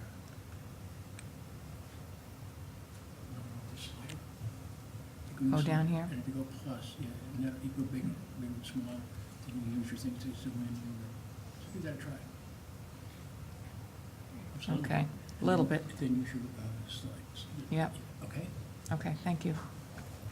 Okay. Marginally better, better one, better two. So we can scroll down here and then see, so for instance, if you were comfortable with a $10 million bond, you would get down to somewhere around the renovations in the high school, the 122 or the high school restrooms. It really becomes a question of, this is the recommendation of the priorities, are you in favor of that? And then, based on those totals, how much do you think the community is willing to support when we go forward with the bonding? Remember, the total amount of the bond, whatever is approved, that's the authorized amount. The board approves it, the community approves it. That sets your maximum authorized expenditure. The amount that you're going to actually get financing for is going to be reduced by the amount of money that's in the capital reserve. We estimate that that will be around $4 million. So if you were to go to a $30 million project, we would actually only need to get financing for $26 million, okay, because of that reserve, plus or minus. This is in keeping with, remember, one of the other bigger picture items that we try to do is make sure that we're leveling out the debt service, because that all flows into the state aid. We want to keep it as stable as possible. It affects our tax cap calculations, and stability is much easier to plan for than wildly fluctuating totals. Okay. So this is really just a tool for us to try to get a sense of what are you comfortable with in terms of the amounts. We can do We could go up to the full $32 million without having any large impacts, would be right around the same amounts that we had quoted in the earlier presentations. We're somewhere around that $28 to $30 more per household max. Is that per year or per month? Per year. Per year. Oh, per year, yeah. So it's, yeah, not per month. No, I just- Let's not be starting any rumors, Mr. Downey. I want to make sure people understand. Yeah. So, And Judy, whatever the that would be number is, catastrophic. we have the opportunity to use some of that capital reserve. What is it, Exactly. like 4 million? How much is it? about 4 million. We're Right. still working to close out June 30th. And We might have more. we'll report out as soon as we have those figures, what the recommended number. It'll be really at the August meeting, you'll know, because that's when you're setting the tax rates and you're approving the recommended levels in the various reserves that we have. So you obviously don't need to make a decision on this tonight. This is just to spur And again, some discussion. Those dollar amounts are based on current town assessments, so if there was more assessed properties, building going on, it potentially would lower the rate. Right, and that's why I said it's a max. So as the assessment base grows, which has been the trend in recent years, that would lower that figure further. So tonight, are you basically just introducing this as a tool? You're not asking us to comment on it? Comments are welcome, but no, you do not have to make any final A decision. decisions tonight. Obviously, we're going to have another meeting in August. Part of the discussion is there additional information or other questions that you have that we can present in August? We're continuing to try to put the word out with the community through both our website, SNNs, and the media reports. We are actively meeting with the various groups. I know we had been in contact with BMA just this week, reminding them about the meeting. So we're actively seeking feedback, and that will help inform the decision of the board. I think it would be helpful if you look over, if you haven't had a chance to really look over that list of those items, and if you have questions that you want further information on, if you could send that to us, and we can certainly present on that at the August meeting. If something's unclear, we can certainly include that in the presentation. Can I just ask again about pool? No, we put in $100,000 that we could this year as part of the budget, and last year as part of the budget, before that too. So, We're- 300,000 already, because there's, $645,000 more in the bond issue? Yep, yeah. We did an overall assessment, whatever it was, 4 or 5 years ago, and came up with, it was $1 million worth of improvements. And again, we worked with the user groups and Len, and came up with a number of items. And yes, we are on phase 4. The capital outlay. The capital outlay. And we just finished phase 3, okay, with new doors and, yeah, every year we've been picking away at it, and anything that hasn't been completed is within this project. Yeah, it just seems ironic to me. Years ago, we were trying to get a new system so that the chlorine was appropriately entering the water, because Yep. And we did. excessive chlorine was going in. I mean, we had varsity swimmers that were losing the hair on their Yep, I bodies. remember that. And nobody would believe us that there was a problem Yeah. with the chlorine entering the pool. Yep. And things have been very quiet. That system is working just fine. That's We're actually good. talking about the filtration system now. That is within this project, so. Jody, could I ask that perhaps if you're talking about the prioritization list, perhaps that go back up, just, we have a current copy sent, and perhaps this, the one I have says May 2016, maybe just a new, if this is the same one, but let's update the date on it, so we know which copy to look at. There would be an updated one that included the addition, so we'll Yeah, make sure just- and send Yeah, that out. just data, Yep. yeah, Right, just get the most recent, make sure it's clear. I tend to lose track of things with Yep. dates and all. The most recent thing go up this week or whenever Yep. your material, and then a clear date on, this, like, look at this one, it's the most current one. Yep. On the board docs this week, there's one that's dated June 21st. Okay. We can make sure that everyone Yeah, has just- that again. Yeah. So I guess my question is, what is the board's kind of comfort level as far as the size of the bond? Because this is the priority list, so, some of it sounds wonderful, some of it sounds kind of needed and necessary, but, you've done the work of prioritizing, which I appreciate. But if we're only comfortable with a $20 million bond or a $25 million bond, then we should approach this list as, okay, we need to cut things to get there. I guess I'd like to know, what are we comfortable with? Well, I think we still need to get some public input, Yeah, that's- myself, and what the public is comfortable Yeah. with in terms of that. Because, I agree. again, I think what the 5-year capital plan was 80 million. So if we defer any, it only makes Greg's work harder in the future to try to play catch-up. Yes, 88 million in today's dollars. Yeah. Right, but here's my question. We've been kind of urging the community to kind of give us input, and we haven't gotten much. So without input, what are we going to start at? Are we going to assume things? Are we going to, Well, for the August meeting, can we actively send out a number of SNNs to try to encourage people to come? Sure. And if they can't come to that meeting, encourage them to send us comments or questions about the proposal? And we have been doing that. Yeah, we I mean, have there's the been whole doing that, website, yeah. and people know about it because we did get comments. It's a maybe matter all of- the people in the audience Well, tonight that's- are I'm ready hoping to that talk. when we open it up for public discussion, people will provide us some They're feedback. all on but, the edge of their seat. But I think Joanne raises a good point, and perhaps we should come in August really prepared, looking at the list, and say, okay, here's the list. What is, maybe this kind of starting question is, what size bond are we Yeah. looking Well, at? and I guess I would defer to the administration, too. Is 30 million what you guys are recommending that we go with? In regards to, yeah, I mean, I think it has to be comfort level also knowing the community will support it. So there's obviously a lot more in the 5-year plan that we could significantly increase that amount. Those items that are ranked up to the $30+ million are obviously the top of those priorities in that order. So if we needed to go to a $25 million bond or a 22, or you wanted to go higher than that, we would just go from that list and essentially cut back from the bottom up or move forward. Did we have much input though, from the newspaper article, the Times Union article, Spotlight?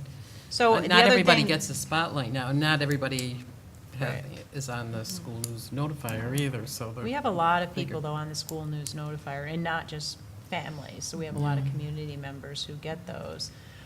The other thing at the August meeting is if we could come and plan to discuss when we would have a community forum just focused on this, then we could start highlighting that, or if we have some kind of time frame for what we're thinking of. Sometimes, if people think that there will be action on something, they might want to come out before any final decisions are made. So at our August meeting, it might be a good time to consider when would we want a community forum, and what are we thinking of a time frames in turn of going out for potential vote. I think that would be also relevant. But I think you also raise a really good question, though. If this is a 5-year facilities plan and we have $88 million on it, and it takes 2 years or up to possibly 2 years to get the work done, then we're looking at, all right, if we only do a $30 million bond, 58, which is now more items are added on it because we're pushed out further than 5 years. Becomes a 10-year So plan. are we looking at this in the wrong way, where we need to cut it in half and say, okay, we're going to do every 2.5? I mean, what is the plan in regards to how do we keep addressing this 5-year facilities plan? Do every 3 years, do we do a bond? Well, that's one of the things that the board had a lot of discussion about, not getting to a point where we have Major a bonds. major bond, and it becomes very hard to manage, that we would be So we looking talked at about it every 2 2 to years. 3 years on a cycle. But that's To make it- what I'm asking. So are we not doing the right thing by not making it a $40 million bond and taking half of what's on the list if they're all really truly a 5-year facilities need? I don't know if we're incorporating enough in the bond. Obviously, I don't want my taxes to go up, or anybody here. that much, but I think we need to really get a handle on how we're gonna look at this going forward and not just do a $30 million now, and 3 years from now, we have another 75 on there. Right.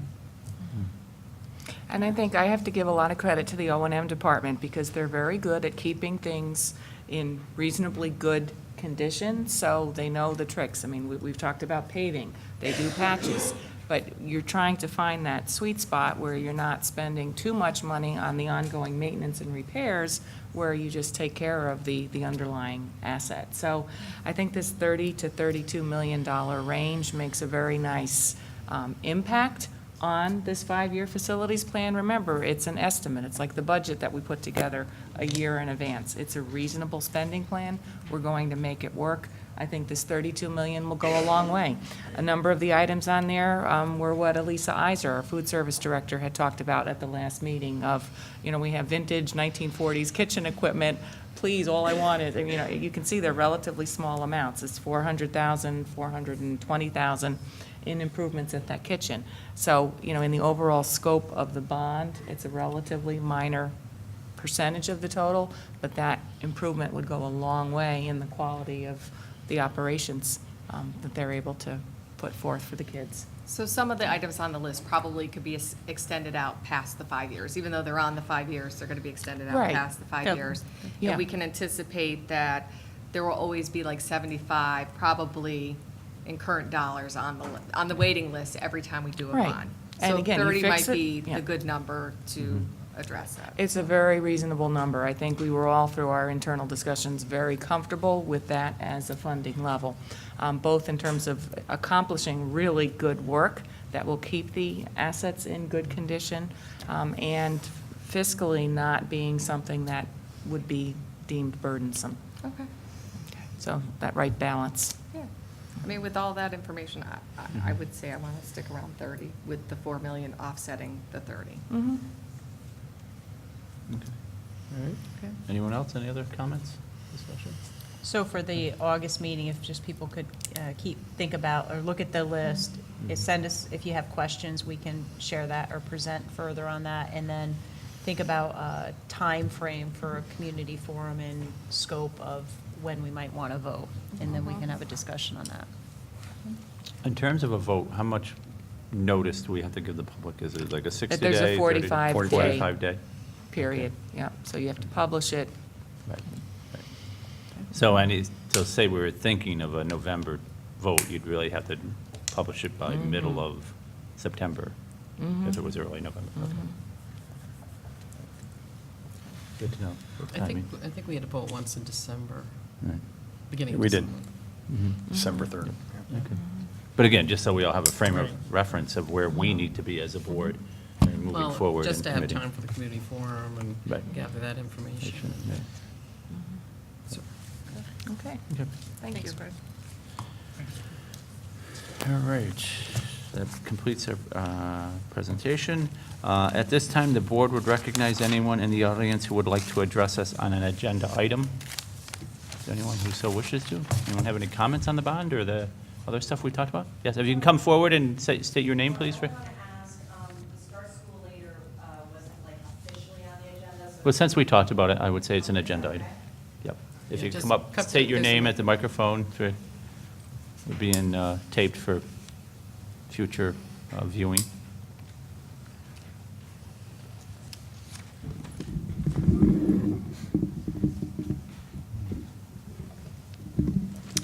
Hi, good evening. I'm Cindy Ferrari. I'm with the Bethlehem Healthy Kids Committee, and underneath that umbrella is the Start School Later Bethlehem Initiative.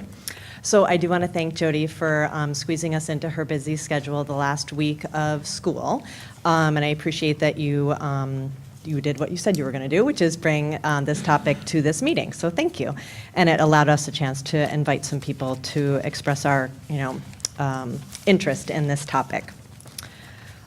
So one of our asks was to create a task force to research start times. And I know this issue has come up before, and we just really are very aware of the barriers, and we're very aware that this cannot be done in isolation. And we know that generally there is not an interest in our region for this to happen. Despite this, we feel like more research needs to be done in terms of how it would work in our region.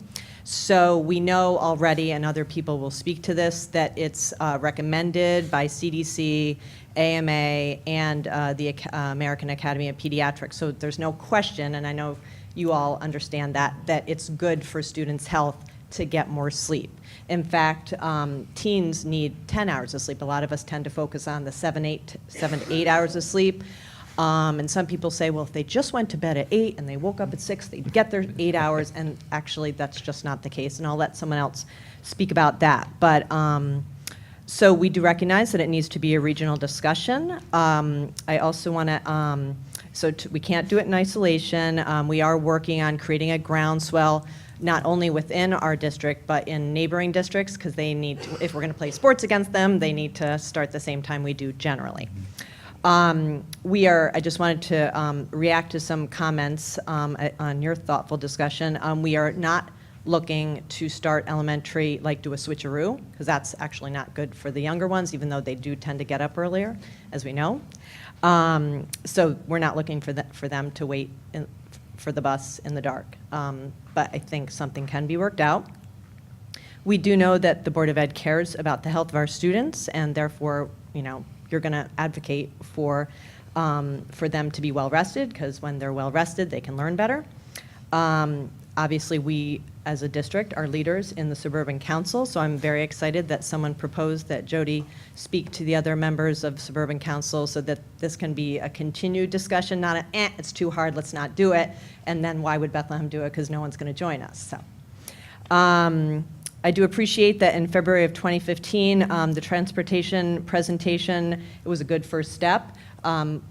Cindy from Transportation looked at going from 3-tier to 2-tier, and that added a number of buses, which is more costly, and so we do feel like there's some more research that could be done to keep it at 3-tier, but just kind of nuance the start times. I'm not an expert in that, so I'm not going to give you a solution. I'm just going to suggest that we find a solution.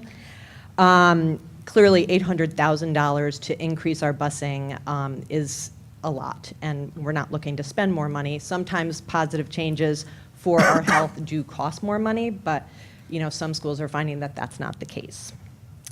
And I just want to end with, just because something is challenging doesn't mean we shouldn't try it. So thank you guys so much for listening, and I appreciate your efforts. Thank you, Cindy.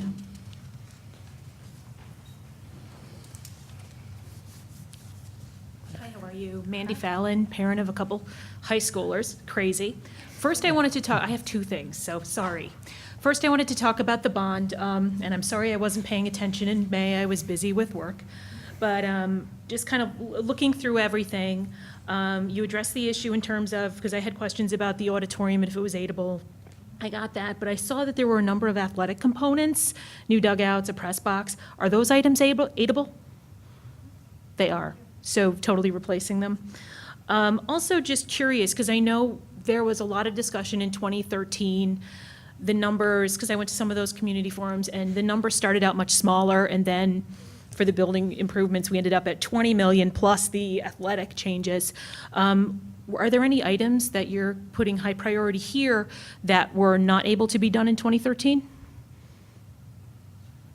That, fell off the list? Just curious.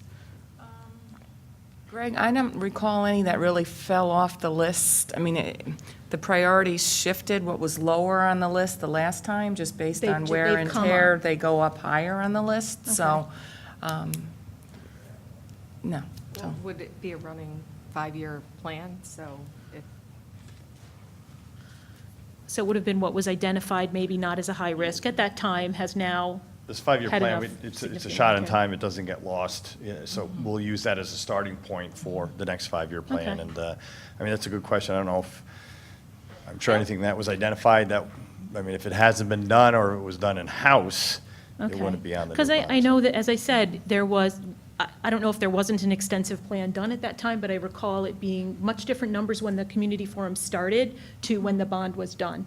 So, it seems like, I just did a really quick review, and it seems like, everything in the kitchen sink, and I don't, mean to make light of it, but there were a lot of things there. So certainly, there's a lot of improvements that need to be made at a certain point, and I appreciate your thoughtful consideration of those items, and thanks for answering that.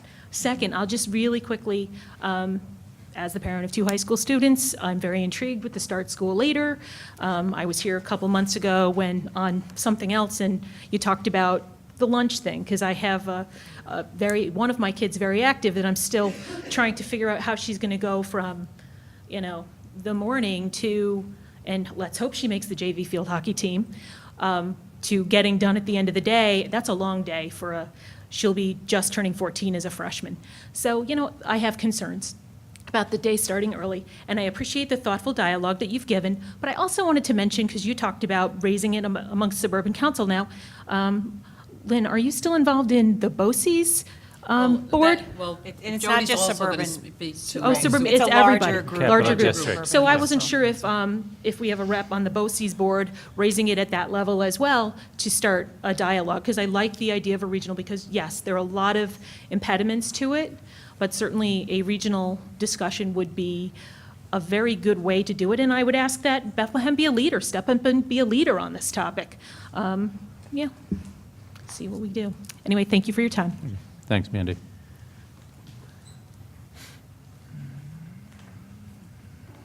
Hi, I'm Hope Perlman. I'm first time in a board meeting. I'm a parent of a just graduated senior and an 8th grader, and I am the chapter leader of Start School Later.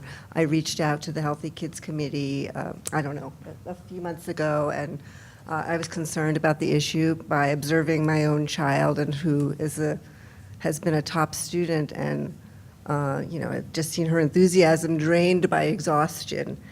So I began to research the question of how can kids get the sleep they need, and I came across this national organization which is called Start School Later. There are about 76 chapters nationally. There are 6 in New York State.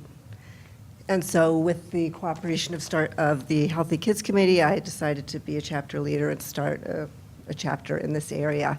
And there's a Facebook page and a website, and we have a lot of interested parents, and I think some teachers too, who are interested in exploring the issue. And I'm really excited about Bethlehem hopefully becoming a leader. We have reached out to some of the other districts. We know that Niskayuna is currently exploring the option to start school later. We know that Schenectady did push back their start time for their high school. I actually have talked to some people in some other districts and in other states, and there are many difficulties and logistical difficulties, but the Start School Later organization is an excellent clearinghouse for tons of information about how they have overcome the challenges, information from experts that wealthier districts have hired to talk about transportation issues. And in any case, the American Medical Association, the Center for Disease Control, and the American Association of Pediatrics have recently come out with recommendations that high school should not start before 8:30 in the morning. So I know that's a big challenge. I'm really hopeful that we can work on it, and thank you very much. Thank you for your comments.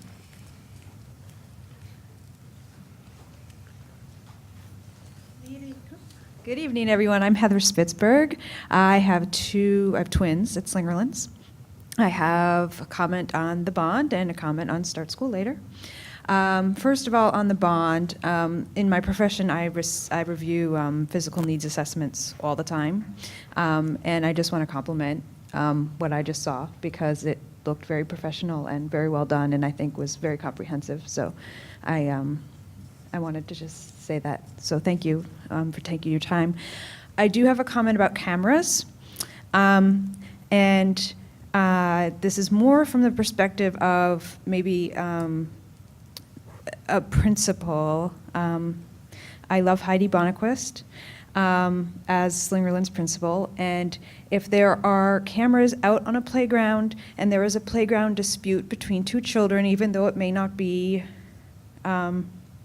disastrous or anyone is seriously hurt, I could see a parent going to her and saying, I want to see the camera footage. And so I would just suggest that if cameras are put in areas where there are potential for that kind of activity, that guidelines be developed by the school board for usage of camera footage. And the other reason I'm here is for Start School Later. I remember my high school, I grew up in New Hampshire, my high school started at 7:30, and I remember getting to college and thinking, why on earth were we starting school at 7:30? There seemed no logical reason to me, other than busing. I understood intellectually, but 7:30 as a start time isn't preparing students for kind of the world. They start work at 8:30, 9. I appreciate there are other professions that do have different start times, but I think the majority of what we see throughout society are people who have a later start day. That being said, there is lots of research, a lot of people have already mentioned it, but teenagers' brains, they have found, go to sleep later. And it's not as simple as saying just go to bed earlier, because their brains literally just don't start to sleep until later at night. And I would also like to point out that a couple of professors from St. Lawrence University did a study in Glens Falls High School that was published in the Journal of Sleep. And I wanted to reference it. It was published this past February, and I wanted to mention it because what it found was it found a number of things, but the thing that was most important to me as a parent was it improved teen behavior, which I think is an issue that is on everyone's minds these days, and the teen behavior then dominoes into better performance at school, because if you're not dealing with behavior issues, you're educating more. So that was a study that I found very interesting. And I also want to point out that it's not just medical associations that are endorsing later start times. The Florida High School Athletic Association is endorsing this. The Ohio chapter of social workers, the American Foundation of Suicide Prevention, the Education Commission of the states. There are a lot of people looking at this issue, and I know that there's a lot of interest from the folks here in really being part of leading the way. We don't want to just kind of throw this at the school board and say, fix this. We really want to be a part of it to the extent we can assist.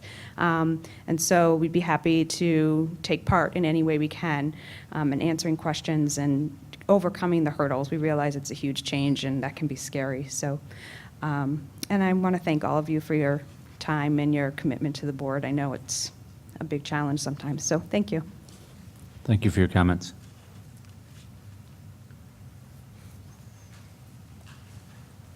Hi, good evening. Thank you for listening to what we have to say as parents and organizers. If you could just state your name. My name is Andrea Lee. I have a student who just graduated this year, and I have another student who will be entering middle school. I wanted to say that when I look at the performance of my kid, like how well they can do on stuff, and the tests that they take at the end of the year in high school, where there are no other classes, they are not waking up extra early to get to class, they have enough time to really wake up and to actually start their day before they are asked to sit down for some number of hours and perform their very top best on statewide and national exams. There's no difference. I mean, there's no competition. The kids do so much better when they have that chance to really start their day off with a meal and with a little bit of calm instead of rushing to get out of the house. I mean, you can't push someone that hard and then really expect them to perform their best. That's, I think, what I'm saying. The other issue is that it is, I think, a health issue, that when the kids get really stressed out, and we all know that high school kids get really stressed out, especially our high-achieving kids, they carry a lot of stress. And the more stress they carry, I think the harder it is for them to perform well. And if we are asking them as parents and district members to really make Bethlehem stay at the top and to keep our grades up and keep our scores high, I think that, we need to give them a fighting chance to do that. Number one, by prioritizing their own health and their own safety. I think that giving them that opportunity by pushing the time to a much more reasonable time for their own health, I think that's not an unreasonable way to approach this. I think right now there are about 15% of United States high schools that have pushed the time back. So people are figuring it out, and we don't have to invent this. We just need to figure out how to make it work for us. So that's all I wanted to say. Thank you very much. Thank you for your comments. Anyone else want to? Okay. Hi, my name's Mike Foley. I have a comment about the bond. I live at 316 Kenwood Avenue, which is the property along the northeast end of the middle school by the parking lot. And I've been here before to talk about the trees along that property line and how they pose a public safety hazard. And I've written letters to the school board before, the previous superintendent, spoken with Mr. Nolte, completed the exit survey at several school board votes about these trees and how they pose a public safety hazard. And I'm not the only one to do this. I know you've received multiple letters and calls about the trees, not just from me, but from neighbors and past neighbors dating at least a decade. And I would hope that these letters and comments are taken seriously and the board listens to them. There are nearly 3 dozen pine trees, approximately 75 foot tall, along the property line and have dead branches just waiting to fall down. They're overgrown, and by nearly every windstorm, more and more branches come down. I've witnessed them in excess of 10 and 20 feet fall down, some coming within 20 feet of hitting me or my family while I'm out back in my backyard. It's only a matter of time before one of these hits me or my family, or God forbid a school kid or a shopper at the farmers markets. I've had numerous items broken by fallen branches, and I've written letters before, including pictures of the damage. My neighbor has called before, and the school district has even reimbursed her for a damaged fence from some of these branches falling. I know as little as 3 years ago, the land along the west side of the property by the tennis courts and gym were clear cut, and the trees were completely removed because they were overgrown and they were falling on the tennis courts and whatnot.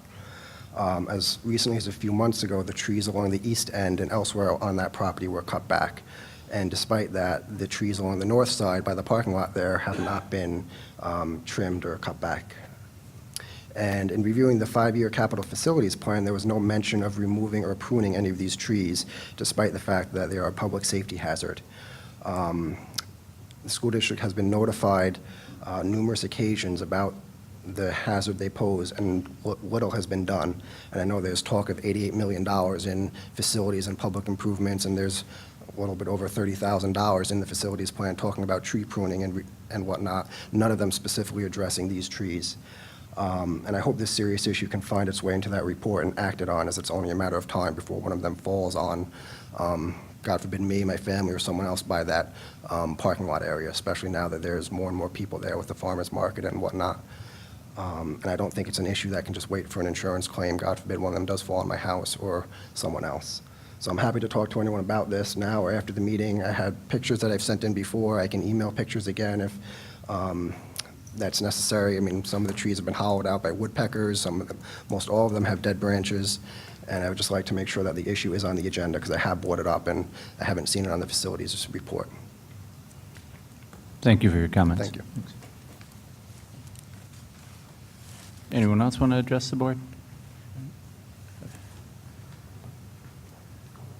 Hi, David Cooper. I had a question about the auditorium in terms of the capacity, because I remember last meeting we said 750 or 800, but I was looking at the facilities report and it says 1,100, so I just kind of wanted that question answered. It's, And then what's gonna happen with the 750, because the facility report says 1,100. So I was just confused by that, so.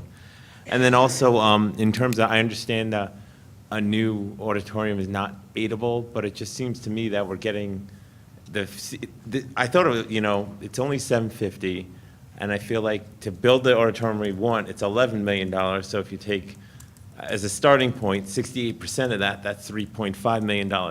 I looked at the report and it said to build the auditorium new, but demolish everything was $31 million, and that seems really high. I'm curious, did the board ever get an estimate if we build it in somewhere else, what it's gonna cost? Like in a different spot? No, we didn't. It's not aidable. So I understand it's not aidable, but I just think something to consider I don't have a real cost of what a new auditorium is, because the cost we're talking about is demolishing it and doing all this stuff, and it's $31 million. So what is the real cost of a new auditorium if it's somewhere else? And then also, I understand it's not aidable, but 68%, I mean, I'm just trying to figure out like what the difference is. If it costs more money and it's not aidable, I mean, can we not vote on something that's not aidable? Is that? No, we could, it's just whether we make a decision. Yeah, I mean, I just wanted more information, that's all. Yeah. Did we throw out the number $31 million to build a new auditorium? I don't remember those numbers. In the report, it says $31 million. I think there were options within the 5-year plan that basically, I think, listed 3 different types of options. And, yeah, 31 million, again, that's depending upon where it goes. Well, that was in the existing spot, so I'm just. Well, I think that was bumping out. Yeah, bumping out, yeah. Expanding, I think. Yeah, it was demolishing the whole thing, so. Expanding. And Because again, then- there would have to be issues addressed about where would you put it? Yeah, Other than where it currently there is in space to terms put a of. new auditorium if we were to price it out without demolishing the current auditorium? I mean, you got to look at support services and, where is it best? Here at the high school, we haven't really invested that much time in looking at it. But I think part of the driving force in what we were looking at with the auditorium related to capacity. So we're not, if we were having capacity problems, that might make us want to look at a larger footprint and building a larger auditorium. But we're fine with Right, those well, I existing. think the only thing is Mr. Norman said last time that we couldn't use the auditorium for like NISMA and certain other competitions that Suburban Council has. I remember him saying that last time. And it's surprising to spend $8 million. You're getting an upgraded auditorium, and I agree with the stages and all that, but it's only 750 seats, and that might end up being even smaller than that. So that's just But to add that capacity, right. I that remember would it was solely $3 million. enable us to be part of the NISMA grouping of schools that can host that. So then you'd go from 4 schools up to 5 schools. So you have to weigh the cost benefit of, do you That's want to true. sink those multi-millions of Yeah. dollars For one every to 5 have the years. facility Yeah. available once every 5 years? And He's at least raising comments we should consider. Yeah, that's all. Yeah, I think what you're trying to say is if there's a space other than doing the current auditorium, maybe it's $15 million to build a new one, and we get the 1,200 capacity, is it worth forfeiting the 32% we're going to get in aid No, to we get do it? 68%. Well, 68%. yeah, but we'd be forfeiting the whole Yeah, thing. we'd be, yeah. So, It's a lot of money, I understand. there goes the math on that. Well, But I know I'm what just- you were trying to say. Well, I'm saying that you started, to me, the starting point is, to build the auditorium we want is $11 million according to the thing. So you're really starting at $3.5 million. So like, what above the $3.5 million is it gonna cost to build a new auditorium somewhere else? That's just, a question I have. And then in terms of the track, the modified track, I'm curious how many students are gonna participate in it? Do we have a projection at all? At this point, we, As of right now, I want to say the number is probably in about low 30s combined, male and female. Wait, low 30s between 7th and 8th grade? That's cross country. We Okay. obviously haven't gotten to spring yet. Right, so low 30s is pretty low. Okay. That's cross country, which is Yeah. always considerably lower, much lower at the high school level as well. Well, but the high school level, it's 90 versus 170. That's still a pretty high participation level at the high school. For the girls at least, and then for the boys, it's like 60 or 70 versus I don't know what the boys' track team is, like 90 or something? No, it's outdoor? Yeah, outdoor is it? 110, so, okay, and then, just in terms of looking at that, resurfacing the track, it seems silly, like Charmaine brought up, to do that without making it the right size so that it can be used for actual competitions, even if it changed the footprint. And then in terms of the fields, I noticed when I looked through the 5-year capital plan, there was nothing about the backfields, and I thought that Joanne and Christine were sort of bringing that up. In terms of the soccer fields, they're pretty, like, not great, and then there's nothing at all about addressing those fields at all in terms of the cost, and I was curious about that. Because they are used pretty heavily. In terms of, you're only talking about your. The high school soccer fields? No, middle school. So you're talking about the multi-purpose field that the football and lacrosse team uses, but in the spring, the other fields are used also, and like, what's the cost for that? I mean, there is no cost on here, so I'm just wondering, like. Yeah, I guess the question is cost for what? Are we talking about drainage? I know we're, I don't know if there's a huge drainage problem out there, but it's just the conditions of Yeah. the field are not. again, nothing was, I guess, nothing was identified, at least yeah. to me at that point, So so. just, that was the question I had. And then the other question is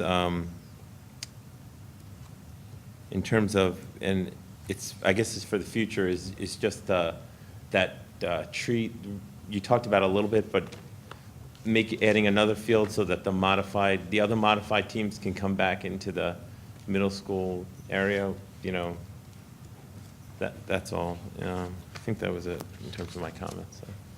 Thank you for your comments.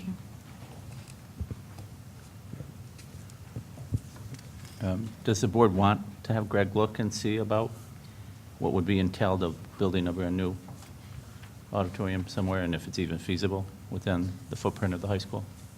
I guess my feeling is, I get the argument, and I think it's probably a good thing to know, but in my mind, it's not as simple as the footprint of a new Right. auditorium, because then, you know, it's like when you decide to do your kitchen, now you're doing the front hall that connects to the kitchen, and the front door that connects to the front hall, and, I mean, there's gonna be a ripple effect of stuff if we build a new footprint where, you know, we're spilling into some other space, and there's gonna be needs attached to that. So I guess I would just worry that, you know, it's not just saying, let's spend whatever, $12 million building a new auditorium. And you at a- still have the current one And that we still still needs have to the be current maintained. one, and so roof what are we gonna repaired do with and- that? You know, there are renovations in there that I think are very, very overdue. So I would just kind of worry that it's not just a matter of, let's look at a new footprint, it's all those ripple effects. Plus, it wouldn't solve all the problems either, because, like, for the spectrum, I mean, you need the lower gym. I mean, a bigger auditorium wouldn't allow that to take place, or the March festivals, band, orchestra, and choral need that lower gym. Again, it wouldn't be big enough even if it had. Yeah. Well, you don't know if you're not building if you're building a new auditorium, you could make the specifications to what you need to Right. fit that.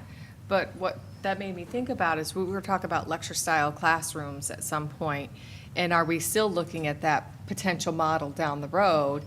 And would the current auditorium space, if we were to look and see if the costs were potentially feasible, to use that space for several lecture-style rooms where we could expand some of our offerings, just to make sure that we're not missing something that could potentially be very useful to the district down the road, because we have been talking about lecture-style classrooms for several years now.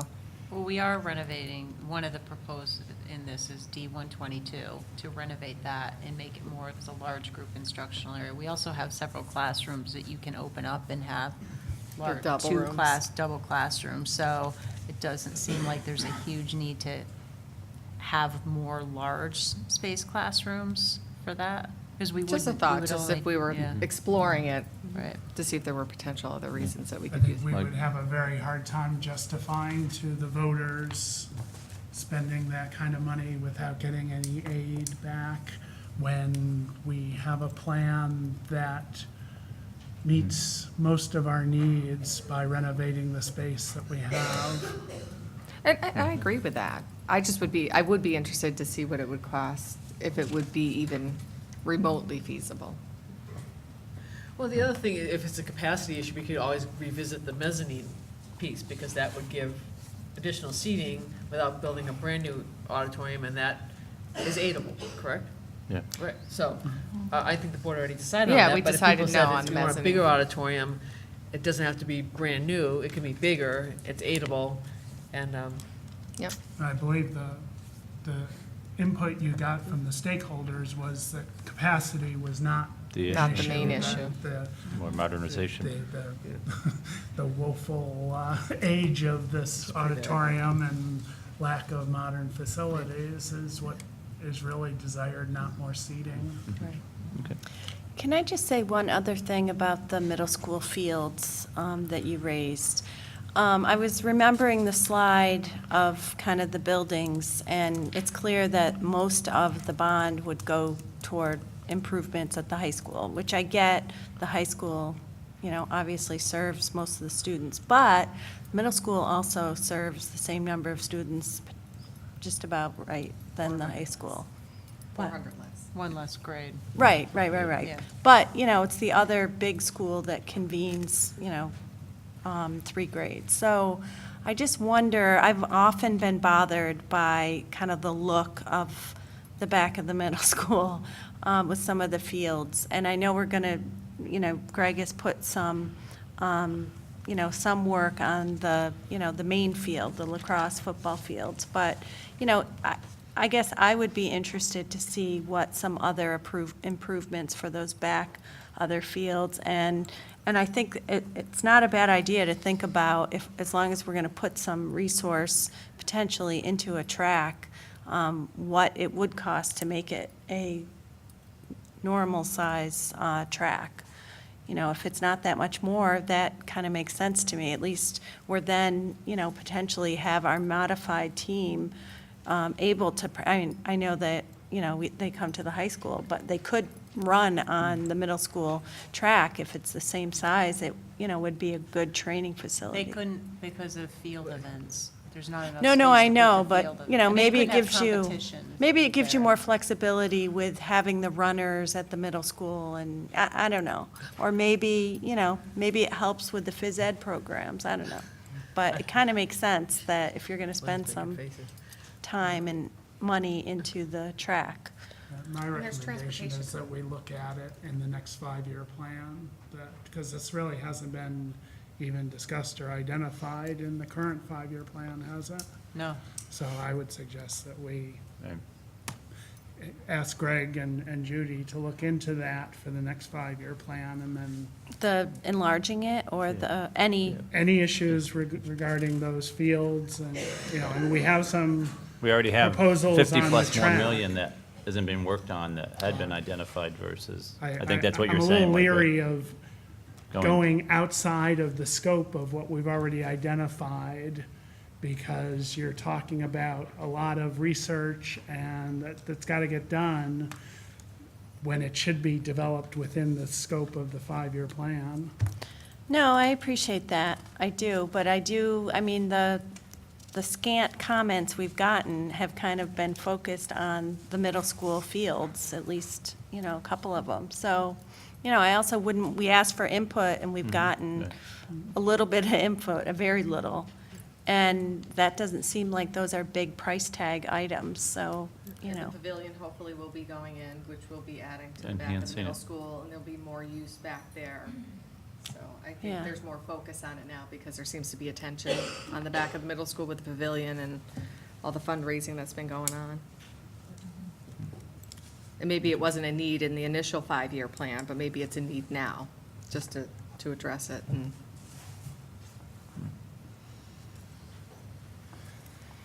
So it's a sense that we do want Greg to look more at the middle school field, I guess, is, he needs direction on that. I would say yes. I do, I support that, but. Just I looking could go at for- costs, yeah. not necessarily. Well, I think Mike raises a good point. I mean, if it's not in the 5-year plan, and we're not covering But again, tens it of has thousands been of- identified, and there's an Yeah. interest in it, so I'd say we Right. at community least give them members the have brought opportunity to in. come back and provide us some more feedback on it. It's It's interesting, because comments over the years have been that the middle school fields are better than the high school fields. Again, because the soil, it's sandy, it's a better soil at the middle school than the clay at the high school, which has always presented problems. That's why I tended to have ruts. That's why it's always been a major concern. So people actually used to be very happy with the middle school fields because of that. They actually stayed in better shape overall. Can I also ask just for the middle school, I know we're off the bond, but just information, what constitutes an outdoor competition track? Because I know the indoor tracks are shorter. Even at college level, the competition indoor tracks are not the size of that high school track. Right. So what is considered a minimal size for a competition outdoor track? Because that may be actually the size of an indoor track, and that is, for winter track seasons, so I just want to know if there's a difference between outdoor and indoor competition track size for different seasons. I guess this is a question for Greg. I mean, when you develop the 5-year facility plan, then some things change over the 5 years that you might add on that might not necessarily have been on the initial 5-year plan. Yeah, roof collapse. Okay. Yes. And in fact, in the 5-year, I think it's in year 5+, there was some vegetation management on the perimeters of the side because over the years of trees. So we've been trying to do that in-house. I know Len and I were speaking that drainage-wise, I haven't heard much about problems with drainage because that area, it's much more sandy than the high school, and it does drain very well. And you just made a comment that was the best draining. That's currently our best baseball field in the school district, is the middle school baseball field. And actually this year, Greg's team in-house did a great job to get that middle school softball field playable. We actually had 3 games there this season. We hadn't had games there in over a decade because the limbs were cut out and the trees were cut back. And of course, the tennis courts a couple years ago. I mean, it's quite a bit better than it was. And then especially with the new bleachers that we'll have out there for the fields. So it is getting better. It's considerably better than it was. So I could work with Len. I mean, we could come up with potential projects or things that might be needed there, maybe attach a cost to it. I know in part one of the problems there is just physical limitations there because we're bounded. We talked about at one point taking down the center row of trees and reorienting much of the play fields. You have Project Adventure in there, and I know Fred Powers is going to kill me, but that just wasn't a big priority. It wasn't a really big need, at least from what we heard back 2 years ago. So. Thank you. One more question. Yep, you can ask one more. Yep. The community member did talk about the trimming of the trees on Kenwood. Are those trees trimmed, those big pine trees, are they trimmed at all by the district? No, we actually hire somebody to do that. Okay, but they get trimmed by somebody? Yeah, and again, it's something that this is a constant maintenance thing. Okay. Every tree, one year you don't have any dead limbs, and the next you do, and they are falling down, and they do different things. Yes. But they are assessed. Someone assesses them and trims where they can. Yeah, I mean, there's no formal program, and a lot of times my ground guys will say, we have some widowmakers and things here, this tree is dead, or that tree, and then, we hire somebody depending upon the size of it. Okay, thank you. Any other comments from our board members? Okay. Moving on, item number 18, finance. It is recommended that the Board of Education approve the following finance action items 1 through 12. So moved. Second. First and a second, any discussion? Just a Oh, quick yeah. question. Okay. Yes. Yeah, just very, very quick. With the bus parts bids, we were given kind of a spreadsheet and how they chose the items that we're approving, but with the food service ones, we didn't receive that. We usually do, all the people that bid and then how the selection was made. So I'm just asking, in the future, if we could have that. It just showed the winner. It didn't show, You want to see all the the bids? actual, all the bids. Yeah, Okay. the tallying of the bids. Usually we. Do you have not enough received to it. read? Hmm? Do you not have enough to read? Just kidding. Lynn wants it, give it to her. I'm fine with just the total. No, but just right. No, it's I nice know. to see who bid, how much they bid, and what the award was. So, I'm just kidding, I'm sorry. Part of this item is we have 2 different donations, and we would like to accept a donation from the Community Foundation. They are giving us, I know in total it's like 13,000 something, but tonight we're voting on 11,000, which deals with school grants. If you ladies would like to come up to the microphone and speak, and we'll. I'm Janine Toronto, and I am a board member of the Bethlehem Central Community Foundation, along with Laurel Jones, my fellow board member. And we are very pleased to make this donation to the district in the amount of, as you can see here, $13,321.50 towards innovative classroom grants. And it was a record year this year. We reviewed many, many applications that were phenomenal. And with the continued support of the community, we hope to continue in this trend. We represented we gave grants to all of the schools, all the elementary schools, high school, and middle school. Great. Thank you.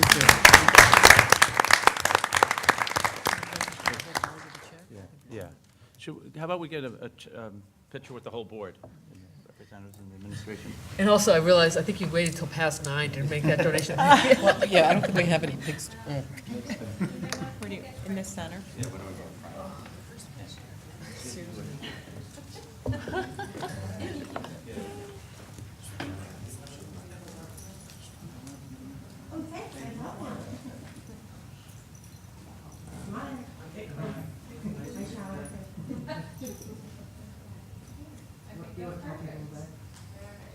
I'm going to take 2. 1.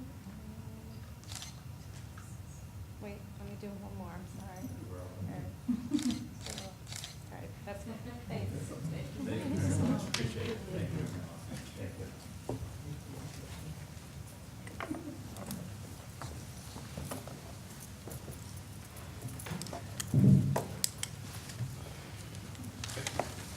And the other donation is a $750 donation for the middle school studio, TV studio given by Henry Connolly. So thank you to both groups for that.